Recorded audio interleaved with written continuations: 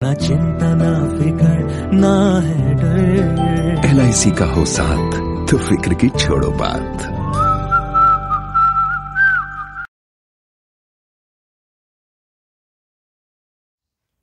Welcome friends, welcome to my YouTube channel insurance जरूरी है with निशान द्विवेदी। आज मैं आपके सामने एक नए टॉपिक के साथ आया हूं। म्यूचुअल फंड और म्यूचुअल फंड के रिटर्न्स के बारे में मैं आप लोगों के साथ बात करूंगा। म्यूचुअल फंड के बारे में एक्चुअली आपने अक्सर सुना होगा कि म्यूचुअल फंड के एडवाइज़र जितने भी होते हैं वो आपको कुछ एक फिगर बताते हैं। जैसे मैं एक फिगर आपके सामने लूँगा कि म्यूचुअल फंड एडवाइज़र अक्सर कहते हैं कि अगर आप 10,000 का SIP अगर आप करते हैं तो 30 साल के बाद अगर आप 12% के हिसाब से, अगर आप 12% रिटर्न के हिसाब से वो अमाउंट जो है वो आपका लगभग अगर आप कैलकुलेट करेंगे तो वो बनता है 3.24 CR, मतलब लगभग 3.25 करोड़ वो अमाउंट आपका बन सकते हैं। ऐसा आपने सुना होगा और ऐसा ही बोला जाता है अक्सर मार्केट में। हैरत की बात है कि 5 साल पहले यही लोग 18%, 24% और 30% का रिटर्न्स बता रहे थे। प्रैक्टिकली म्यूचुअल फंड में इन्वेस्ट करने के बाद लोग हर दिन क्या करते हैं, लोग हर दिन अपना परफॉर्मेंस चेक करते हैं। प्रैक्टिकली एक बार आप जब इन्वेस्ट कर देते हैं म्यूचुअल फंड में तो आप अपना परफॉर्मेंस हमेशा regularly on a daily basis आप अपना परफॉर्मेंस चेक करते हैं। इसके लिए म्यूचुअल फंड कंपनी आपको क्या करती है, म्यूचुअल फंड कंपनी आपको एक फ्री ऐप देती है जिसमें आप अपना डेली मॉनिटरिंग कर सकते हैं अपने इन्वेस्टमेंट का, जहां भी आपने इन्वेस्ट किया है। क्योंकि म्यूचुअल फंड जो होता है, mutual fund is subjected to market risk. Investment जो होता है वो वैरी करता है एज पर शेयर मार्केट। आप सब लोगों को ये बात पता है, लेकिन आपको ये बात शायद मालूम है या नहीं मालूम है, बट एमफी जो है, association of mutual fund of India, ये उनका डेटा है कि म्यूचुअल फंड SIP 3.5 साल से ज्यादा कंटिन्यू नहीं हो पाता है करेंटली इंडिया में। मतलब उसका मिनिमम टेन्योर जो है वो 3.5 साल है, मैक्सिमम टेन्योर जो है वो लगभग 6-6.5 साल है। ये मेरा डेटा नहीं है, ये एमफी का डेटा है। एमफी खुद कहती है कि 3.5 साल से ज्यादा म्यूचुअल फंड का SIP कंटिन्यू नहीं होता है, नहीं रहता है। तो क्यों ऐसा क्यों होता है ये मैं आपको बताता हूं। इसका 3 मेन रीजन है कि म्यूचुअल फंड SIP 3 साल से ज्यादा, 3.5 साल से ज्यादा कंटिन्यू क्यों नहीं होता है। पहला रीजन मैं आपको बताता हूं, जो प्रैक्टिकल रीजन है, जो आप लोग इससे रिलेट कर सकेंगे, आप समझ सकेंगे कि अगर शेयर मार्केट ऊपर है, मतलब अपवर्ड ट्रेंड में है अगर शेयर मार्केट, तो लोग प्रॉफिट बुक करने के लिए विड्रॉ कर लेते हैं। एग्जाम्पल मैं आपको देता हूं, 10,000 रुपया पर मंथ के हिसाब से साल का कितना हो गया, 1,20,000 रुपया हो गया। मान लीजिए 3 साल पॉलिसी इन्वेस्टमेंट उनका चला, तो 3 साल में टोटल इन्वेस्टमेंट उनका कितना हो गया, 3,60,000 उन्होंने इन्वेस्ट किया है 10,000 रुपया पर मंथ के हिसाब से। अब आज के डेट में क्या हुआ कि जो फंड का वैल्यू है वो बढ़कर 5 लाख हो गया। इन्वेस्ट कितना किए थे, 3.60 लाख, बट फंड वैल्यू कितना हो गया, 5 लाख हो गया। तो अब 1,40,000 का उनको प्रॉफिट हुआ। तो प्रॉफिट को बुक करने के लिए 1,40,000 रुपया क्या करते हैं, वो निकाल लेते हैं कि अभी मैं प्रॉफिट में हूं तो काम करो, पैसे को निकाल लो, ज्यादा बेटर रहेगा, कल का कुछ पता नहीं है। तो ये पहला रीजन है कि कहीं कोई लॉस ना हो जाए, इसलिए 1.40 लाख का मुझे अभी प्रॉफिट हो रहा है तो निकाल लो। ये पहला रीजन होता है, लोग विड्रॉ कर लेते हैं। दूसरा रीजन, अगर मार्केट नीचे गया है, डाउनवर्ड ट्रेंड में है और उन्होंने वही 3,60,000 रुपया उन्होंने इन्वेस्ट किया है 3 साल में, और फंड वैल्यू आज के डेट में आपका 2,60,000 हो गया है, मतलब 1 लाख का लॉस हो चुका है। तो इससे ज्यादा लॉस ना हो, इससे ज्यादा और ज्यादा लॉस ना हो, इसलिए विड्रॉ कर लेते हैं म्यूचुअल फंड का SIP। ये एक दूसरा रीजन है। पहला, प्रॉफिट बुक करने के लिए विड्रॉ कर लेते हैं। दूसरा, लॉस लॉस ना हो जाए, 1 लाख का ऑलरेडी लॉस हो गया है, इसलिए लोग, मतलब -1 लाख हो गया है। हमने जो इन्वेस्ट किया था 3,60,000, वो अमाउंट आज के रेट में 2,60,000 हो गया। तो और लॉस ना हो इसलिए वो विड्रॉ कर लेते हैं म्यूचुअल फंड का SIP। और एसआईपी को वो स्टॉप कर देते हैं उस इन्वेस्टमेंट को, क्योंकि वो देख रहे हैं कि मैंने जो लगाया था वो भी, मेरा कैपिटल भी मुझे नहीं मिल रहा है। ये दूसरा रीजन है कि लोग म्यूचुअल फंड का एसआईपी को कंटिन्यू नहीं करते हैं। दोनों सिचुएशन में मान लीजिए कि मैं विड्रॉ नहीं करता, थर्ड केस, कुछ लोग ऐसा कहते हैं कि मैंने दोनों सिचुएशन में, प्रॉफिट हो या लॉस हो, दोनों सिचुएशन में विड्रॉ नहीं करूंगा। और मान लीजिए कि फंड वैल्यू हो गया है उनका बढ़कर 7 लाख उनका फंड वैल्यू हो गया है। अब जब इतना ज्यादा फंड वैल्यू उनका बढ़ जाता है तो नॉर्मली लोगों को आदत होती है, या आप कह सकते हैं कि उनके हाथों में खुजली होनी शुरू हो जाती है। तब क्या होता है इस सिचुएशन में, फिर क्या होता है आगे चलकर, जो प्रैक्टिकल बात है, फिर टीवी पे हम ऐड देखना शुरू करते हैं। वो काफी टेम्पटिंग एड्स होता है। टेम्पटिंग एड्स में क्या दिखाया जाता है और क्या बताया जाता है कि हमें अपने फंड वैल्यू को विड्रॉ, और एक्चुअली उनका पर्पस क्या होता है कि हम अपने फंड वैल्यू को हम विड्रॉ करने पे वो मजबूर कर देते हैं हमें। क्यों? क्योंकि वो डिस्काउंट स्कीम चलाना स्टार्ट करते हैं, और डिस्काउंट स्कीम उसमें आती है। अब उसमें न्यू कार का ऐड आएगा, सडनली आपको क्या लगता है कि जो कार अभी मेरे पास है, प्रेजेंटली मैं जो कार अभी चला रहा हूं वो कार पुरानी हो गई है, और ये जो अमाउंट ऑलरेडी मेरे पास 7 लाख आ गया है, जितना सोचा था उससे ज्यादा मुझे प्रॉफिट हो गया है।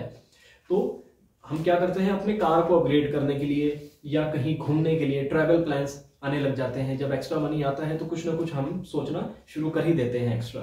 तो ये डिस्काउंट ऑफर देखकर, डिस्काउंट ऑफर जो स्टार्ट होता है, जो हम टेम्पटिंग एड्स टीवी पे देखना शुरू करते हैं, कार का, ट्रैवलिंग का, हमें बहुत सारी चीजें उसमें दिखाया जाता है और हमारे दिमाग में चलना शुरू होता है। तो उस केस में फिर क्या होता है, डिस्काउंट ऑफर देकर हम विड्रॉ कर लेते हैं अपना अमाउंट।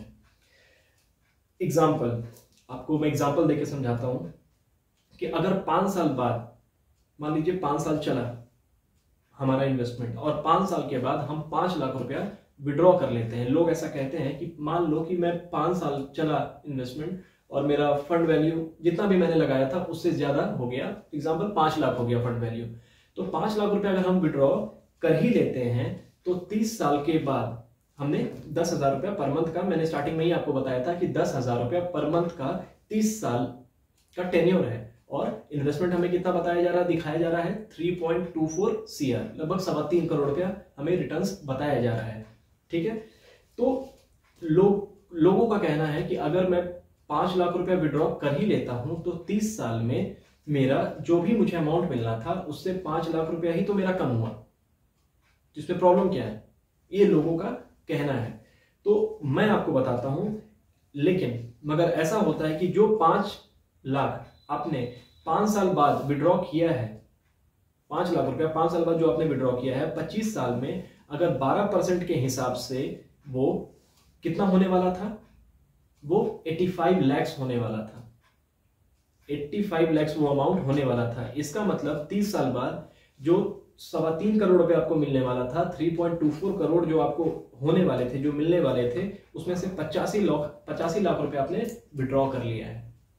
ये है रियलिटी, आपने विड्रॉ कर लिया है। जो थर्ड रीजन के बारे में मैं बताया आपको एग्जांपल देकर, बड़ा सिंपल भाषा में आपको समझ रहा हूं। आई होप सो कि आप लोगों को समझ में आ रहा होगा कि मैं आपको क्या बताना चाह रहा हूं।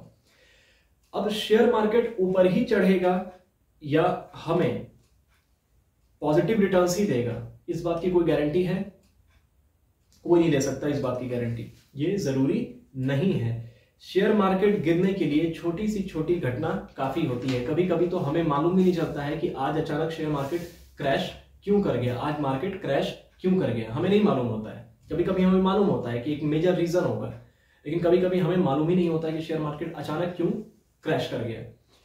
शेयर मार्केट का मतलब ही होता है कि कभी ऊपर कभी नीचे होता रहेगा, जिसके साथ आपका बीपी भी ऊपर नीचे होता रहेगा। ये होता है, प्रैक्टिकली ऐसा होता है। अगर हम 1,20,000 हर साल इन्वेस्ट कर रहे हैं, 10,000 रुपए पर मंथ के हिसाब से, अगर हम 1,20,000 हर साल इन्वेस्ट कर रहे हैं और हर साल हमें रिटर्न्स मिल रहे हैं, जैसा कि आप चार्ट में देख सकते हैं कि फर्स्ट ईयर में ये कैलकुलेशन है, फर्स्ट ईयर में 15% आपको रिटर्न मिला। सेकेंड ईयर में फिर हम 1,20,000 रुपया हमने इन्वेस्ट किया, टोटल हुआ 2,40,000 रुपया। सेकेंड ईयर में भी आपका रिटर्न 15% मान के चलते हैं तो 15% रिटर्न से लगभग वो अमाउंट कितना हो गया हमारा, 2,58,000 हमारा अमाउंट हो गया। थर्ड ईयर हमने फिर से इन्वेस्ट किया 1,20,000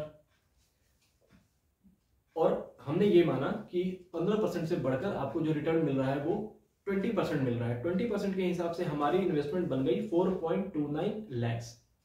4.29 lakhs आपका इन्वेस्टमेंट बन गया। उस पर फिर हमने 25% का रिटर्न हमने कैलकुलेट किया। 20% से बढ़ाकर हमने 25% का रिटर्न हमने कैलकुलेट किया। फोर्थ ईयर के बाद हमारा फंड बनता है 6.75 लाख।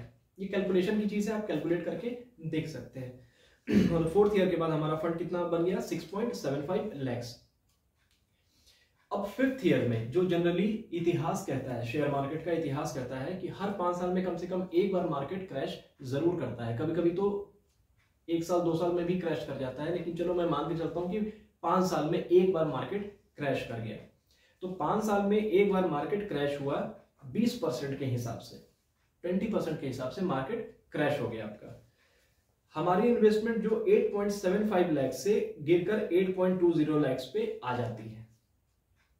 जो हमारी इन्वेस्टमेंट 8.75 लाख थी वो गिरकर कितना हो जाती है, 8.20 lakh.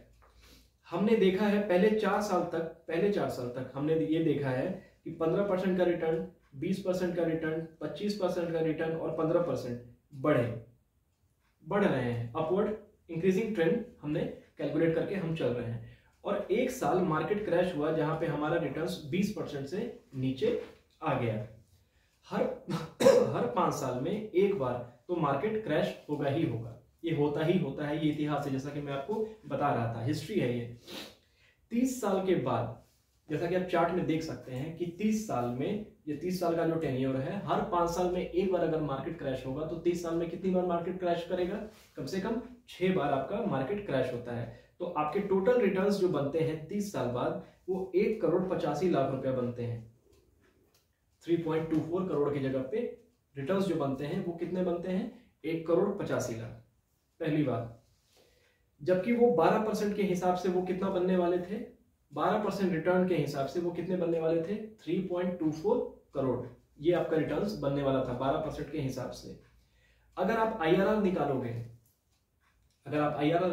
Internal rate of returns निकालोगे, तो रिटर्न्स कितने आएंगे, 8.06।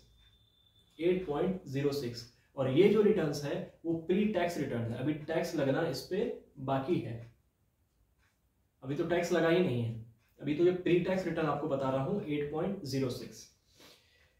क्यों? क्योंकि म्यूचुअल फंड के ऊपर शॉर्ट टर्म गेन टैक्स और लॉन्ग टर्म गेन टैक्स लगता है। आप सबको पता होगा, नहीं पता है तो मैं आपको बता देता हूं। म्यूचुअल फंड के ऊपर शॉर्ट टर्म गेन टैक्स और लॉन्ग टर्म गेन टैक्स लगता है। हमने 30 साल में 24 साल जो रिटर्न्स पकड़ा हुआ है यहाँ पे, वो हमने 12% से ज्यादा का पकड़ा हुआ है। आप चार्ट में देख सकते हैं 12% पकड़ते तो IRR क्या होता है, ये आप खुद सोच सकते हैं। आप खुद सोच सकते हैं कि अगर हम 12% इसको पकड़ते तो IRR क्या होता है।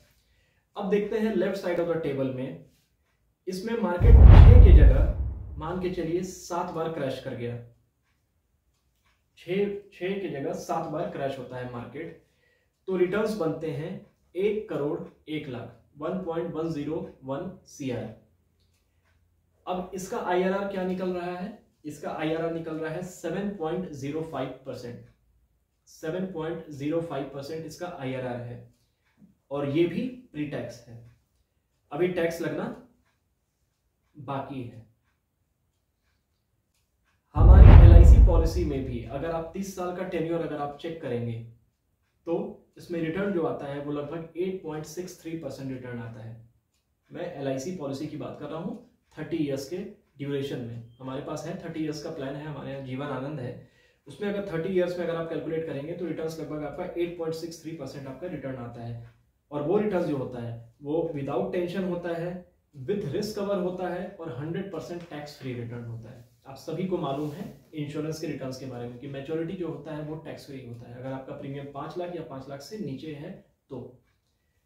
अब इसमें कुछ पॉइंट्स हैं जो आपको you have to remember few points. ऐसा नहीं है कि मैं म्यूचुअल फंड के अगेंस्ट हूं या म्यूचुअल फंड के अगेंस्ट मैं बता रहा हूं, मैं एक आपको प्रैक्टिकल सिनेरियो बता रहा हूं। ऐसा नहीं है कि म्यूचुअल फंड में इन्वेस्ट नहीं करना चाहिए, करिए, बिल्कुल करिए, बट कुछ चीज़ें आपको ध्यान रखनी है। पहला पॉइंट कि आप म्यूचुअल फंड में इन्वेस्ट करिए। दूसरा पॉइंट, ज़्यादा रिटर्न एक्सपेक्ट मत करिए। Don't expect too much returns from mutual fund. आज जो फंड आपको 18% रिटर्न दे रहा है, आज जो फंड आपको 18% का रिटर्न दे रहा है, वही फंड कंटिन्यूअसली 30 साल तक सेम रिटर्न देगा, इसकी कोई गारंटी नहीं है। अगर कोई लेता है तो आप समझ जाओ कि अगर म्यूचुअल फंड और शेयर मार्केट का कोई गारंटी ले रहा है तो आपको आपको आपके अंदर इतना कॉमन सेंस है, आप समझ सकते हैं कि ऐसा कोई नहीं है जो म्यूचुअल फंड का गारंटी ले सकता है, रिटर्न्स का गारंटी कोई ले सकता है। तो आज अगर आपको 18% मिल रहा है तो अगले 30 साल तक आपको 18% मिलता रहेगा, इसकी कोई गारंटी नहीं है, कोई नहीं ले सकता है वर्ल्ड वाइड, इसकी गारंटी कोई नहीं ले सकता है। फोर्थ पॉइंट, अगर आपको 9 से 10% का रिटर्न मिल रहा है तो आपको संतुष्ट रहना चाहिए। Be satisfied with 9 to 10% return. और ये मैं आपको प्रैक्टिकल बात बता रहा हूँ, यही प्रैक्टिकल रिटर्न्स हैं और यही प्रैक्टिकल बात है।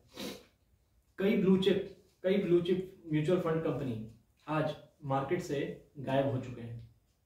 कई blue chip mutual fund company market में अब है ही नहीं। इन्वेस्टेड मनी, जो हमने पैसा इन्वेस्ट किया था, हमारा कैपिटल अमाउंट तक रिकवर नहीं हुआ था। ये हिस्ट्री है, आपको पढ़ना पड़ेगा इसके लिए। अगर आप हिस्ट्री गूगल में जाके सर्च मारेंगे आपको बहुत सारी blue chip mutual fund company के बारे में आपको मालूम चल जाएगा, जो आज के डेट में मार्केट में कहीं एग्जिस्ट ही नहीं करते हैं। और हमारा जो कैपिटल मनी था, जो हमने कैपिटल जो इन्वेस्ट किया था, वो तक हमारा रिकवरी नहीं हुआ। अब बात करते हैं कि म्यूचुअल फंड जो ऐप होते हैं उसमें आपको दो तरह का रिटर्न्स दिखाया जाता है। दो तरह का रिटर्न्स आपको दिखाया जाता है। एक रिटर्न होता है जिसको हम कहते हैं एब्सोल्यूट रिटर्न, और दूसरा रिटर्न्स होता है जिसको हम एनुअलाइज्ड रिटर्न कहते हैं। एब्सोल्यूट रिटर्न्स क्या होता है आपको मैं समझाता हूं, इजी लैंग्वेज में आपको समझाने की कोशिश करता हूं। कि मान लीजिए आपने 100 रुपया आपने इन्वेस्ट किया, अगर 140 रुपया वो बन जाता है, 100 रुपया अगर 140 रुपया बन जाता है, देन 40% जो हुआ वो आपका एब्सोल्यूट रिटर्न हुआ। ठीक है, क्लियर। जब उसमें पीरियड जुड़ जाता है, ड्यूरेशन जुड़ जाता है, तब उसे एनुअल रिटर्न या एनुअलाइज्ड रिटर्न कहते हैं। एग्जाम्पल, अगर 100 रुपया 140 रुपया होते हैं, जो दिखाया जाता है, जो आपको समझाया जाता है, जो आपको बताया जाता है, वो मैं आपको अभी बताने जा रहा हूं। ये मैं आपको बताने जा रहा हूं कि अगर 100 रुपया 140 रुपये होते हैं, 2 साल में 100 रुपया 140 रुपये होते हैं, तो 140 को आप 40 रुपये को 40 रुपीज एक्स्ट्रा हुआ, 40 को आप 2 से डिवाइड कर दीजिए। 100 रुपीज 2 साल में 140 हो गया, तो कितना बढ़ा 40 को आप 2 से डिवाइड कर दीजिए, जितना अमाउंट बढ़ा उसको आप ईयर से आप उसको डिवाइड कर दीजिए। 20% एनुअलाइज्ड रिटर्न। ये क्या हुआ आपका एनुअलाइज्ड रिटर्न? किसे कहते हैं? इसे कहते हैं। 20% निकला। अब यही 100 रुपया 140 रुपया 5 साल में हुआ, तो एनुअलाइज्ड रिटर्न कितना हुआ? 8%। यही 40 रुपया 8 साल में हुआ, 100 रुपया 140 रुपया मतलब 40 रुपया 8 साल में हुआ, तो आपका एनुअलाइज्ड रिटर्न कितना हो गया? 5% हो गया। इसको एनुअलाइज्ड रिटर्न कहते हैं। म्यूचुअल फंड जो एडवाइजर हैं वो आपको रिटर्न्स ऐसे समझाते हैं कि 100 रुपया आपने अगर इन्वेस्ट किया, 101 रुपया एक महीने में अगर हुआ, एक महीने में 101 रुपया हुआ, तो 1% रिटर्न आपका हुआ पर मंथ। कितना हुआ आपका रिटर्न पर मंथ? 1% हुआ, तो साल में कितना हो गया? वो 12% का रिटर्न हो गया। ऐसे आपको समझाया जाता है। अगर 102 हो गया, 102 हो गया एक महीने में, तो कितना हो गया? 2% मंथली। तो साल का रिटर्न कितना हो गया पर एनम? 24%। ऐसे आपको समझाया जाता है। बाकी आप खुद समझदार हैं, आप खुद समझ सकते हैं कि 24% हुआ या नहीं हुआ, 12% हुआ या नहीं हुआ। आप खुद समझदार हैं, आप खुद समझ सकते हैं। अब ये मेरा क्वेश्चन है म्यूचुअल फंड एडवाइजर्स से। बड़ा पोलाइट होके मैं आपसे कुछ सवाल पूछना चाहता हूं, और मैं चाहता हूं कि आप इसका मुझे जवाब भी दें। मैं सुनना चाहूँगा। सबसे मैं पूछना चाहूँगा कुछ क्वेश्चंस। क्वेश्चन नंबर 1, पहला क्वेश्चन, या आप खुद से पूछ सकते हैं या अपने एडवाइजर से पूछ सकते हैं कि instead of SIP why we can't invest in lump sum mutual fund single one time. SIP की जगह पे मैं आपसे पूछना चाहता हूं, जानना चाहता हूं कि क्यों ऐसा होता है कि म्यूचुअल फंड एसआईपी की जगह पे हम लमसम म्यूचुअल फंड में क्यों इन्वेस्ट नहीं कर सकते हैं, क्यों इन्वेस्ट नहीं करने के लिए आप हमें मोटिवेट करते हैं, प्रेरित करते हैं, क्यों? मेरा पहला question. Single one time, lump sum को सिंगल वन टाइम कहते हैं, वन टाइम। क्यों आप कहते हैं कि एसआईपी कराओ, मंथली कराओ, क्यों ऐसा होता है? ऐसा बहुत लोगों ने मुझे भी ऐसे अप्रोच किया है, मैं उनसे भी पूछना चाहता हूँ क्यों। पहला क्वेश्चन। दूसरा question, why can't we invest ₹10,000 monthly in best return fund? जो रिटर्न बेस्ट फंड जो रिटर्न दे रहा है उसमें 10,000 रुपया मंथली मैं क्यों इन्वेस्ट नहीं कर सकता हूं? क्यों एक ही बेस्ट रिटर्न देने वाले फंड में नहीं लगाते हैं 10,000 रुपया की एसआईपी? क्यों? इसका मुझे जवाब चाहिए। Why to invest 2,000 rupees in 5 different funds? जब मैं कहता हूं कि मेरा बजट है कि मैं 10,000 रुपये पर मंथ एसआईपी करना चाहता हूं, तो ऐसा क्यों होता है कि आप हमें इसलिए मोटिवेट करते हैं, आप हमें ये समझाते हैं, ये सिखाते हैं, सिखाने की कोशिश करते हैं कि 10,000 रुपये पर मंथ एक ही फंड में सर डालने से अच्छा होगा कि आप 2-2 हज़ार रुपये पर मंथ 5 फंड में डालिए। क्यों? एक कोई तो फंड होगा ना आपका, आपको तो बहुत जानकारी है अपने फील्ड का, तो आपके पास कोई तो एक फंड होगा ना जो बेस्ट रिटर्न दे रहा होगा, जो आप लोग पास्ट परफॉर्मेंस की बात करते हैं, कोई तो होगा। आप हमें क्यों नहीं मोटिवेट करते हैं? क्यों आपको ये इशू आ जाता है जब मैं कहता हूं कि मैं 10,000 रुपये पर मंथ का एसआईपी एक ही फंड में डालूंगा? आप क्यों कहते हैं कि 5 फंड में डालो 2-2 हज़ार रुपये का एसआईपी? रीजन बताइए, आंसर दीजिए मेरे इस दूसरे क्वेश्चन का। तीसरा क्वेश्चन आप लोगों से, जब भी मार्केट क्रैश होता है तो आप कहते हैं ये बिल्कुल सही समय है मार्केट में घुसने का और इन्वेस्ट करने का। ऐसा हर किसी ने सुना है ये बात कि जब भी मार्केट क्रैश होता है तो आप हमें कहते हैं कि this is the right time to enter into the market and invest more, ज्यादा से ज्यादा इन्वेस्ट कीजिए क्योंकि मार्केट क्रैश हो गया है। मेरा क्वेश्चन आपसे ये है कि जब मार्केट सबसे ऊपर रहता है, जब मार्केट सबसे ऊपर रहता है, पीक पे रहता है आपका, तब ये क्यों नहीं कहते कि ये राइट टाइम है कि आप बाहर निकल जाइए और अपना प्रॉफिट बुक कर लीजिए? क्यों नहीं कहते उस वक्त जब मार्केट पीक पे होता है? तब आपका फोन क्यों नहीं आता ये कहने के लिए कि सर आप बाहर आ जाओ, आपने काफी प्रॉफिट इसमें अर्न कर लिया है, अब आप बाहर निकल जाओ? ये क्यों नहीं कहते? तीसरा क्वेश्चन था ये मेरा आपसे। चौथा क्वेश्चन, हर बार नई एसआईपी खोलने को हमें कहते हैं आप लोग, हर बार एक नई एसआईपी खोलिए, हर 3 महीने में 6 महीने में हमारा पोर्टफोलियो रीशफल क्यों नहीं करते, एनालाइज क्यों नहीं करते, एनालिसिस क्यों नहीं करते हमारे पोर्टफोलियो का? हर बार नई एसआईपी खोलने को ही क्यों आप बोलते हैं? हर 3 महीने 6 महीने पे आप रीशफल क्यों नहीं करते हमारे पोर्टफोलियो का, एनालिसिस क्यों नहीं करते हमारे पोर्टफोलियो का? ये मेरा चौथा क्वेश्चन था आपसे। पांचवा क्वेश्चन, क्यों कहते हैं कि सिर्फ टर्म इंश्योरेंस लीजिए और बाकी पैसा म्यूचुअल फंड में डालिए?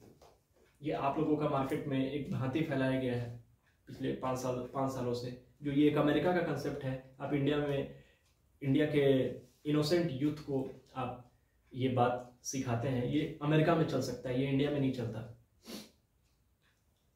आप कहते हैं कि 1 करोड़ का टर्म इंश्योरेंस ले लो और बाकी जो भी पैसा आपके पास बचा है वो म्यूचुअल फंड में आप इन्वेस्ट कर दो। ऐसा आप क्यों कहते हैं? जबकि रियलिटी क्या है? अगर आप एक अच्छे फाइनेंशियल एडवाइजर हो तो आप ये सजेस्ट करोगे कि हर चीज का नीड अलग है। जो काम एफडी से होता है वो एफडी से ही होता है, वो काम लाइफ इंश्योरेंस से एलआईसी से नहीं हो सकता। जो काम एलआईसी से हो सकता है वो एलआईसी से हो सकता है, वो पोस्ट ऑफिस से नहीं हो सकता। जो काम म्यूचुअल फंड से होता है वो सिर्फ म्यूचुअल फंड से हो सकता है, वो एलआईसी से नहीं हो सकता, वो एफडी से नहीं हो सकता। जो काम म्यूचुअल फंड करके देगा वो सिर्फ म्यूचुअल फंड कर सकता है, वो कोई और कर ही नहीं सकता। तो आप अगर ये कहते हैं यूथ को 1 करोड़ का टर्म इंश्योरेंस ले लो, रिस्क कवर ले लो और बाकी पैसा म्यूचुअल फंड में आप इन्वेस्ट कर दो। ऐसा क्यों कहते हैं आप, जबकि आपको पता है कि सिक्योर्ड इन्वेस्टमेंट होता है, सेमी सिक्योर्ड इन्वेस्टमेंट होता है और हाई रिस्क इन्वेस्टमेंट होता है। आपका पोर्टफोलियो जो है, आपका जो इन्वेस्टमेंट है वो हाई रिस्क में आता है। हमने पढ़ा है मास्लो हायरार्की, उसमें लिखा हुआ है कि पहले हमें अपना बेस सही करना होता है। LIC जो होता है वो बेस होता है। खाने के प्लेट में सब कुछ हो, दाल रोटी सब्जी सब कुछ हो और साथ में गुलाब जामुन मिल जाए, बहुत अच्छा होता है। लेकिन अगर रोटी दाल सब्जी ना हो और सिर्फ गुलाब जामुन रखा रहे, उससे किसी का पेट नहीं भरता है। तो म्यूचुअल फंड वही गुलाब जामुन है, लेकिन रोटी दाल सब्जी ये इंश्योरेंस होता है। तो आज के बाद कभी भी किसी को भी अगर आप इन्वेस्ट करते हैं कि टर्म इंश्योरेंस लो और बाकी पैसा म्यूचुअल फंड में डालो, तो आगे से आप उनको ये बताइए कि हर चीज़ की अपनी अपनी नीड होती है जो उससे ही पूरी होती है। एक ही बास्केट में, एक बास्केट में सिर्फ 2 इन्वेस्टमेंट से काम नहीं चलता है। अलग अलग बास्केट होते हैं, अलग अलग बास्केट के लिए अलग अलग इन्वेस्टमेंट आपको करना चाहिए। ये आपको मेरे तरफ से एक सजेशन है। वैसे ये क्वेश्चन था कि ऐसा क्यों कहते हैं आप मार्केट में। 6th क्वेश्चन, अगर म्यूचुअल फंड में 12 से 18% का रिटर्न्स होते हैं तो क्यों नहीं ये खुद अपने म्यूचुअल फंड का पोर्टफोलियो बताते हैं जिसमें ये खुद 12 से 18% कमा रहे हैं वो लोग। अगर म्यूचुअल फंड में 12% से 18% का रिटर्न होता है तो आप अपना पोर्टफोलियो खुद हमें क्यों नहीं दिखाते हैं? कहां से आप 12 से 18% का रिटर्न्स पा रहे हैं? As a adviser, as a mutual fund adviser, आपको अपना पोर्टफोलियो दिखाना चाहिए, बताना चाहिए जिसमें आप खुद 12 से 18% रुपीज कमा रहे हैं। क्यों नहीं दिखाते हैं आप लोग? 6th question. 7th क्वेश्चन, जो म्यूचुअल फंड्स की एड दे रहे हैं आज के डेट में, क्या वो सच में म्यूचुअल फंड के जरिए इन्वेस्ट कर रहे हैं? वो खुद म्यूचुअल फंड का एड देने वाले, क्या वो सच में म्यूचुअल फंड में इन्वेस्ट कर रहे हैं? सबको मालूम है 30 सेकंड की एड के लिए वो 30 करोड़ रुपया अर्न कर रहे हैं। 30 सेकंड का जो एड आता है उसमें उनकी जो कमाई होती है वो 30 करोड़ की होती है। जो आदमी म्यूचुअल फंड कंपनी खरीद सकता है, जो आदमी एड चलवाने वाला आदमी जो म्यूचुअल फंड कंपनी खरीद सकता है, क्या वो SIP में इन्वेस्ट करेगा? क्या वो SIP में इन्वेस्ट करेगा? ये मेरा आपसे 7वां क्वेश्चन था। और 8वां आखिरी क्वेश्चन, पहले म्यूचुअल फंड की एड चलती थी SIP, systematic investment plan, normal ad हुआ करता था। बाद में एड स्टार्ट हुआ SWP, सिस्टमैटिक विड्रॉल प्लान, दूसरा ऐड आया। म्यूचुअल फंड जब निगेटिव रिटर्न्स देने लगे तो अब वो आप कहते हैं कि plan your retirements through mutual funds. जब निगेटिव रिटर्न्स देने लगे तो आप कहते हैं plan your retirements with mutual fund, through mutual funds. तो इससे क्या होता है, ये 3 तरह का जो ऐड चल रहा है, ऐड जो चेंजेस आते हैं ऐड में आपके, इससे क्या होता है ना, हमारे जैसे मेरे जैसे नॉर्मल और कम जानकारी रखने वाले लोग जो होते हैं ना, उनको कंफ्यूजन क्रिएट हो जाता है। क्योंकि मैं तो इंश्योरेंस बैकग्राउंड से हूँ तो मुझे इतना तो पता नहीं है म्यूचुअल फंड के बारे में। जितना पता था वो सब मैंने कोशिश की आपसे पूछने की। तो मेरे जैसा इंसान जो है ना, वो, मैं तो फाइनेंशियल बैकग्राउंड से हूँ, फिर भी जो फाइनेंशियल बैकग्राउंड से नहीं है उन लोगों के अंदर कंफ्यूजन पैदा हो जाता है। ऐसे 3 तरह का ऐड दिखाने से काफी कंफ्यूजन पैदा होता है। तो कंफ्यूज नहीं होना है। करना क्या है, अब मैं अपने एजेंट भाइयों से रिक्वेस्ट करूंगा और मैं अपने कस्टमर से रिक्वेस्ट करूंगा कि जो भी आपका इनकम है, 10% जो आपका इनकम है साल का, जो भी आप इनकम अर्न करते हो, अगर आप 10 लाख रुपया साल का अर्न करते हो तो 10 लाख का 10% मतलब 1 लाख रुपया आपको सिक्योर्ड इन्वेस्टमेंट में इन्वेस्ट करना चाहिए। सिक्योर्ड इन्वेस्टमेंट LIC में आप कर सकते हैं इन्वेस्टमेंट। सिक्योर्ड इन्वेस्टमेंट है, सॉवरेन गारंटी है, सेंट्रल गवर्नमेंट की गारंटी है, यहाँ पे sum assured plus bonus plus FAB आपको हर हाल में मिलेगा। सिक्योर्ड इन्वेस्टमेंट में क्या आता है, LIC आता है, क्यों करना है, इसमें 3 प्रोविजन आपको कर लेना चाहिए अपने एनुअल इनकम का 10% का। चाइल्ड एजुकेशन, चाइल्ड मैरिज और पेंशन, ये 3 प्रोविजन करने के बाद ही आपको आगे बढ़ना चाहिए। चाइल्ड एजुकेशन, चाइल्ड मैरिज और पेंशन, जब ये 3 प्रोविजन आपकी हो जाए, और वो प्रोविजन आप कैसे कर सकते हैं, एनुअल इनकम का 10% आप इन्वेस्ट करके, उसके बाद आप बेशक आप म्यूचुअल फंड में इन्वेस्ट कर सकते हैं, जहां पे सर्टेन गोल है, मैरिज, एजुकेशन, वहां पे सर्टेन प्रोडक्ट दिया जाता है, LIC। सर्टेन गोल में अनसर्टेन प्रोडक्ट हम नहीं दे सकते हैं।